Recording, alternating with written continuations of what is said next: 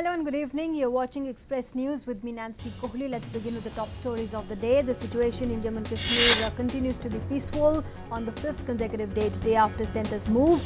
Restrictions eased in Jammu, Kathua and Samba districts with the opening of the educational institutions.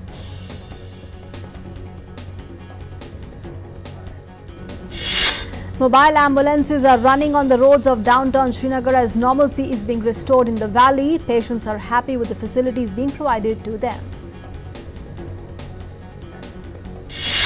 Shops, schools and academic institutions, both private and government, opened today in Samba, Kathua and Udhampur districts. The administration in various districts are making security arrangements in connection with Eid to ensure the return of normalcy and to avoid any untoward incident. Kashmiri Pundits have welcomed the abrogation of Article 370, saying that for the first time any Prime Minister has taken such a significant decision for the people of Jammu and Kashmir. They expressed hope that now they will be able to return to their houses. Jammu and Kashmir administration said it will take all the necessary measures to make sure that those returning from the Hajj pilgrimage do not face problems while going to their homes. The External Affairs Ministry expresses regret over recent decisions taken by Pakistan. Addressing a press conference, the ministry spokesperson Ravish Kumar says that stopping of the Samjhauta Express was a unilateral decision by Pakistan. The ministry spokesperson Ravish Kumar added that a number of countries were briefed after Indian government took a decision to repeal the provisions in the Article 370 and told them it is an internal matter of India. He said steps are being taken keeping in mind the bright future of the people of Jammu and Kashmir. No respite from heavy rains in Kerala. 4 members of a family killed in Malappuram district when their house collapsed on Friday, taking the rain-related death toll in the state to 22. Over 23,000 people have been moved to relief camps. The government has issued red alert for 9 districts as rains are expected to continue till Monday. The Cochin International Airport will remain closed till 3 p.m. on Sunday. The Kerala government declared a holiday for the day for all the educational institutions across the state. Kerala Chief Minister Pinarayi Vijayan held a meeting with the government and state disaster management authority officials and said that a serious situation prevails in parts of the state, especially in Wayanad. Flood has affected several parts of Maharashtra, also throwing normal life out of gear. Kolhapur, Sangli, Satara and surrounding areas have received very heavy rainfall in the last few days, leading to a flood-like situation. Maharashtra Chief Minister Devendra Fadnavis reviewed the flood situation in the state. He also chaired a meeting at Kolhapur with various officials and agencies to review the flood situation in Kolhapur, Sangli and Satara. Around 2,03,000 people have been rescued and saved, while more than 28,000 animals have been shifted to safer locations. Around 260 temporary camps have been set up across flood-affected areas. In Karnataka, about 45,000 people have been evacuated from the flooded areas. Incessant rains in various parts of the state has left 12 out of 30 districts and 51 talukas affected. Around 17,000 people have taken shelter in the relief camps. The teams of the NDRF, the Army, Navy and the Air Force are involved in the relief operation. Prime Minister Modi will pay a state visit to Bhutan on 17th and 18th August. Prime Minister Modi's visit to Bhutan is aligned with government's continued emphasis on the neighbourhood first policy. Delhi court has framed charges against Unnao rape case MLA Kuldeep Singh Sengar. The charges were framed under Section 376 of the IPC. The charges were framed under relevant sections of the Prevention of the Children from Sexual Offences, the POCSO, as the victim was a minor at the time of the incident in 2017. The centre has given nod to run 5,500 electric buses for inter- and intra-city transportation in 64 cities. Delhi, Mumbai, Bengaluru, Hyderabad and Ahmedabad got the highest number of buses at 300 each. Finance Minister Nirmala Sitharaman said there will be no enforcement of the penal provisions, including jail terms, recently inserted in the Companies Act for businesses not meeting the corporate social responsibility obligation. The centre began registration for the Pradhan Mantri Kisan Man Dhan Yojana, a scheme for farmers announced in the Union Budget, under which a monthly pension of 3,000 rupees that will be provided to eligible farmers on attaining the age of 60. Uday Kotak, the CII President-designate and the MD and CEO of Kotak Mahindra Bank, assured the Finance Minister, Nirmala Sitharaman, that the industry body will support investment activities in Jammu and Kashmir. The government is planning to transfer land assets and loans of loss-making BSNL to a special purpose vehicle in an effort to make the state-owned telecom firm a debt-free entity. The Internet and Mobile Association of India has told the Supreme Court that the RBI had banned cryptocurrency on moral grounds, as there were no studies the banking regulator conducted to analyze if these virtual currencies were actually harmful or not. Kraft Heinz shares fell to a record low after the packaged food maker said it was pulling its existing full-year forecast and wrote down the value of several business units by over $1 billion. Uber Technologies reported lower than expected revenue for second quarter, but followed ride-hailing rival Lyft, saying that the pricing pressure is easing. The Uber shares fell nearly 13% in extended trading, while those of Lyft were down nearly 2%. Japan's economy grew faster than expected in April to June to mark third straight quarter of the expansion, as robust private consumption and business investment offset the hit to exports from cooling global demand. The GDP grew at an annualized 1.8% in the second quarter, far exceeding a median market forecast for a 0.4% increase. As per the data released by the country's National Bureau of Statistics, China's Consumer Price Index, that's a main gauge of inflation, rose 2.8% year-on-year in July, compared with 2.7% for June. The average CPI in the first 7 months of 2019 rose 2.3% from the same period last year. The Ministry of Foreign Affairs of China in the Hong Kong Special Administrative Region, together with the Bank of China, began special counters and mobile payment service for consular certificates. The residents can pay the fee via WeChat Pay, Alipay and bank transfer and obtain their certificates at special counters of the Bank of China. Saudi Crown Prince Mohammed bin Salman is insisting on a $2 trillion valuation of oil firm Aramco, even though some bankers and company insiders say the kingdom should trim its target to around $1.5 trillion. The US stocks have jumped, giving the S&P 500 its biggest one-day percentage gain in about 2 months as bond yields climbed a day after falling sharply, while better than expected economic data in the US and China helped to offset the trade worries. The US administration unveiled its new rules that formally ban any US federal agencies from purchasing equipment or services from the Chinese tech giant HUAWEI. The ban, scheduled to take effect on 13th August, will prohibit all the federal purchases from 5 Chinese tech companies, including HUAWEI and ZTE. British Prime Minister Boris Johnson urged lawmakers to support an 31st October Brexit, saying they had promised to honour the result of the country's 2016 decision to leave the European Union. British Prime Minister Boris Johnson said Britain will relax its immigration rules to attract more top scientists, researchers and specialists in science, engineering and technology after Brexit by seeking to fast-track visas. The UK Foreign Secretary Dominic Raab said if Brussels does not show flexibility on amending terms of Britain's withdrawal from European Union, it will have to take responsibility for a no-deal scenario. US President Donald Trump accused French President Emmanuel Macron of sending mixed signals to Tehran over possible talks. In a stinging tweet, the US President said that no one is authorized to speak to Iran on behalf of the US. The US Defense Secretary Mark Esper met South Korea's Defense Minister Jeong Kyung-do in Seoul amid a series of regional challenges ranging from tensions between Seoul and Tokyo to how much of the cost South Korea should pay for American troops stationed there. Human Rights Watch warned that Colombia still grapples with war despite the signing of a peace deal between Bogota and the FARC in 2016. It also informed that fighting between 3 armed groups for control of territory and drug trafficking in northeastern Colombia has exposed some 3 lakh civilians to potential rights abuses.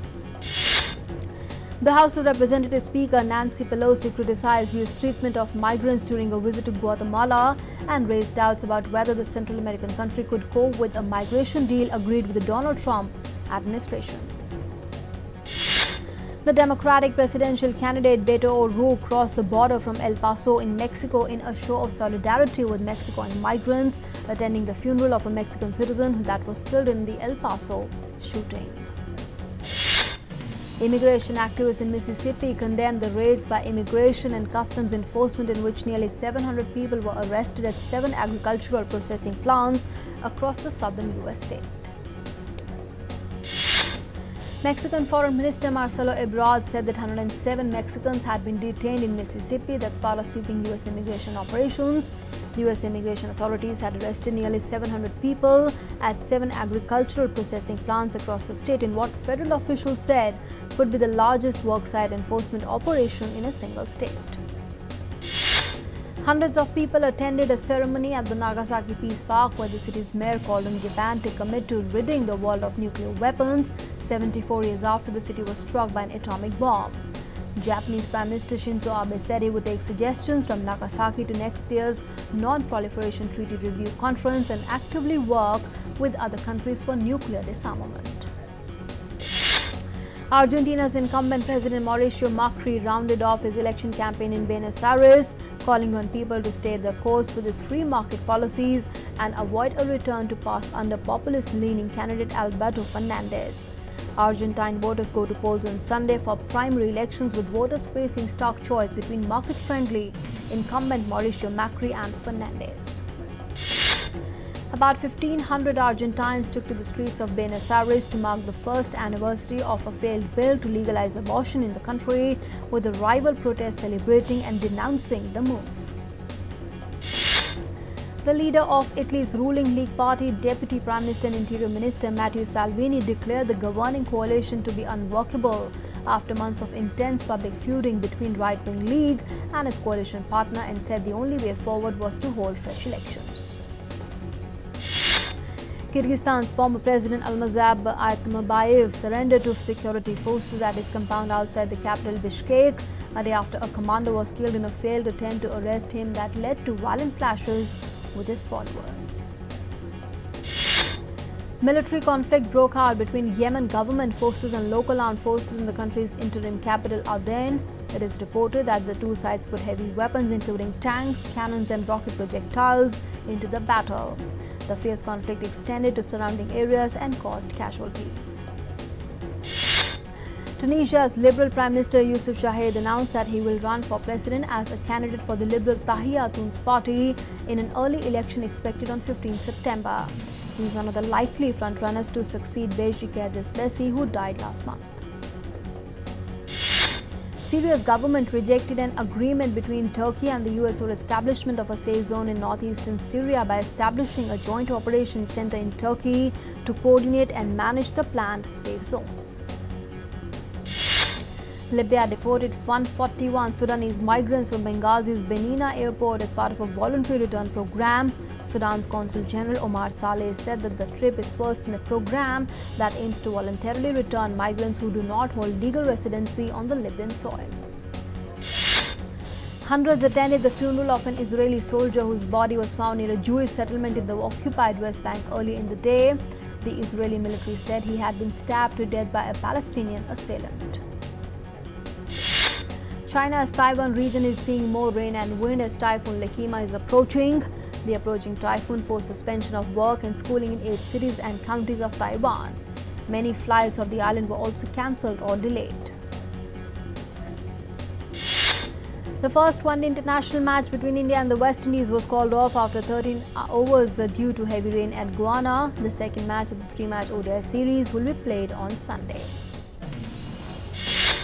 Opener Chris Gayle etched his name in the history books when he took to the field against India in the first ODI of the 3-match series in Guyana. Despite this, Gayle added a fresh feather into his already illustrious cap as he surpassed former captain Brian Lara, who had played 295 ODIs for Windies. And after featuring in the ODI, Gayle now has 296 caps for his nation.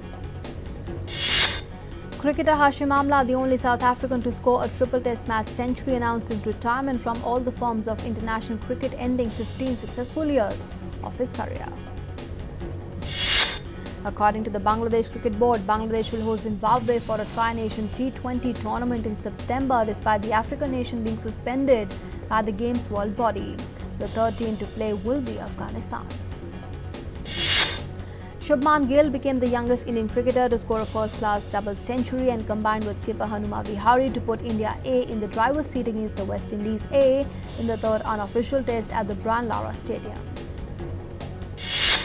Former Pakistan captain Shoaib Malik and Mohammad Hafiz have been excluded from the list of central contracts given to the players by the Pakistan Cricket Board for 2019-20.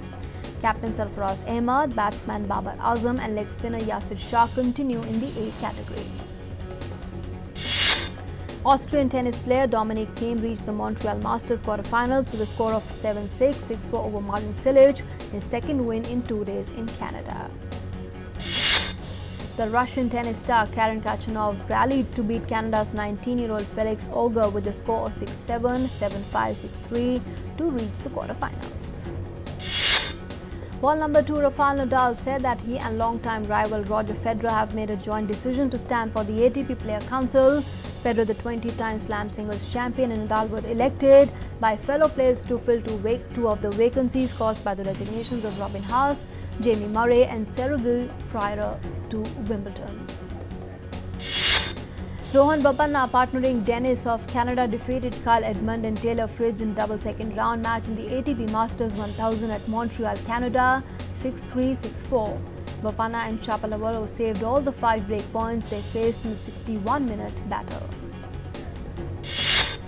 Third-seed Alexander Zverev of Germany will be facing Khachanov in the quarters after a 7-5, 5-7, 7-6 win over Georgia's Nicolas Basilashvili.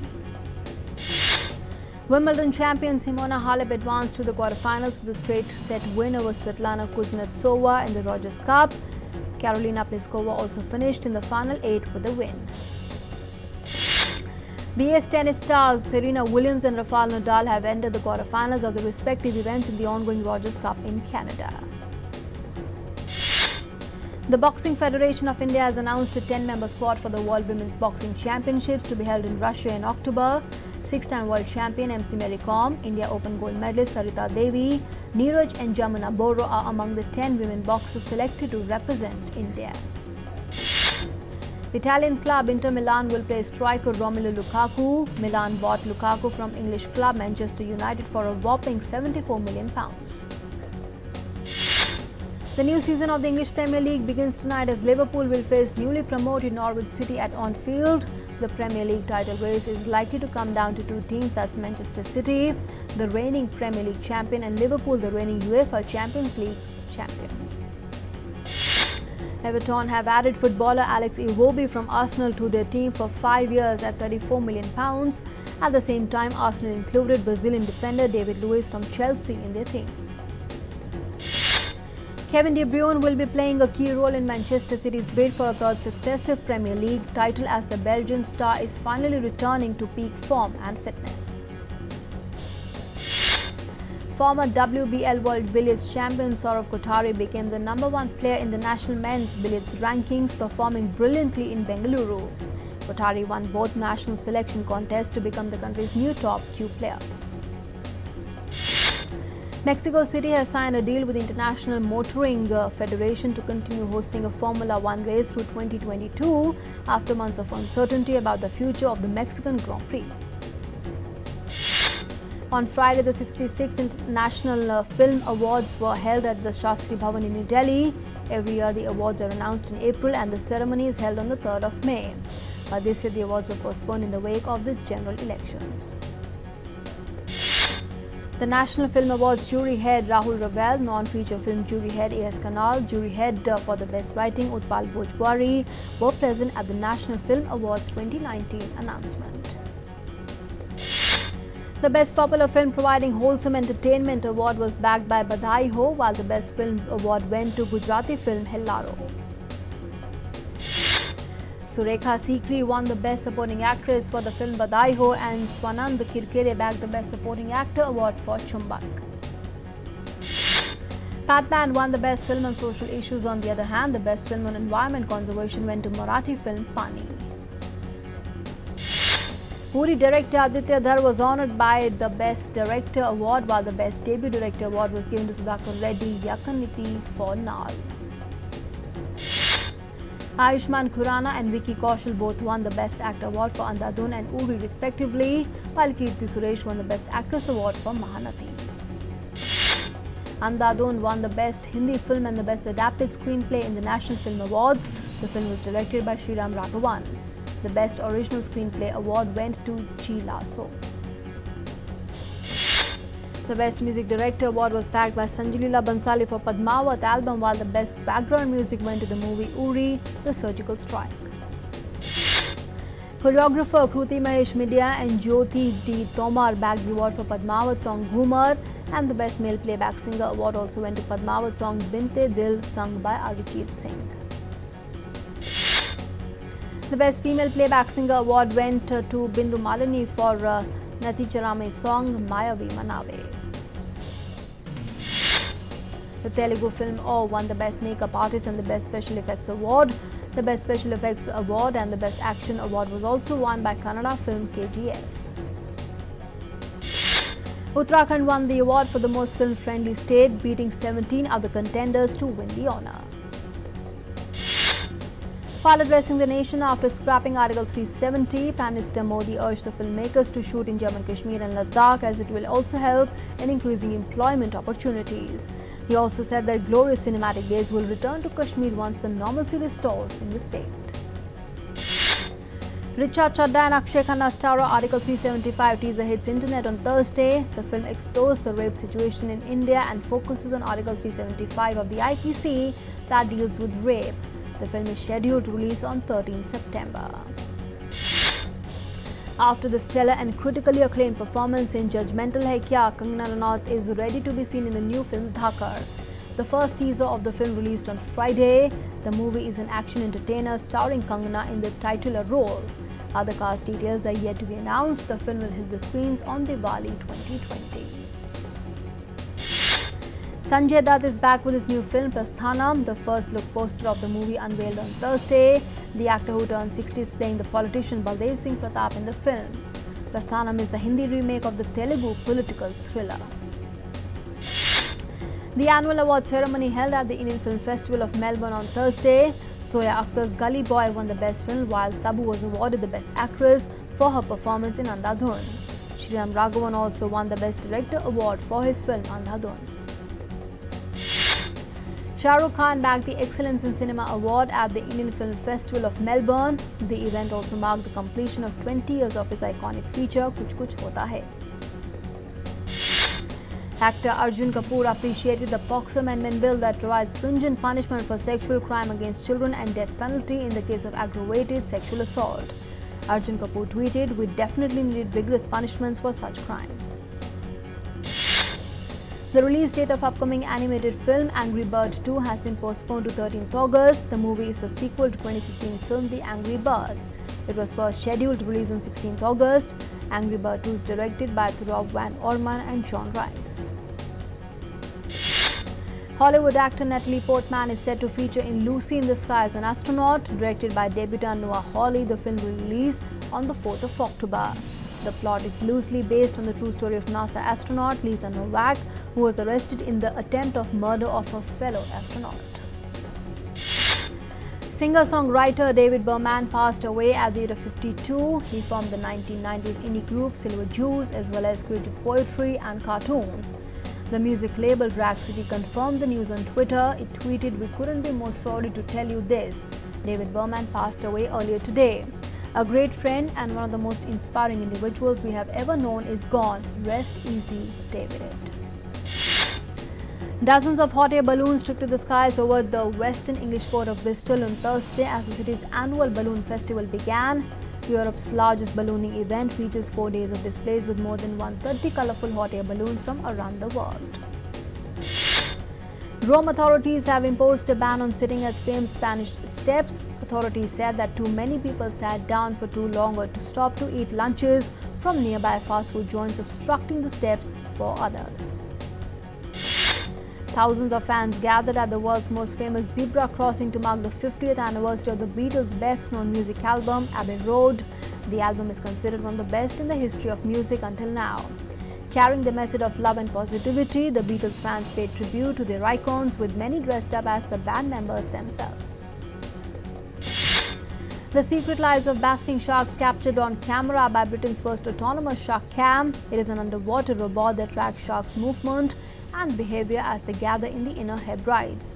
The large yellow device was employed in the Inner Hebrides of the west coast of Scotland in July and filmed the interactions of the world's second largest fish. Healthy twin panda cubs born at the Paris des Zoo in Belgium on Thursday. According to the zoo, the birth of twin pandas is extremely rare both in captivity and in the wild. Giant pandas have a 24-hour period of fertility, one of the reasons of the low birth rate for the species. Pandas are classified as vulnerable by the International Union for Conservation of Nature's Red List of Threatened Species. And with that, it's a wrap on Express News this evening. Thanks for being with us.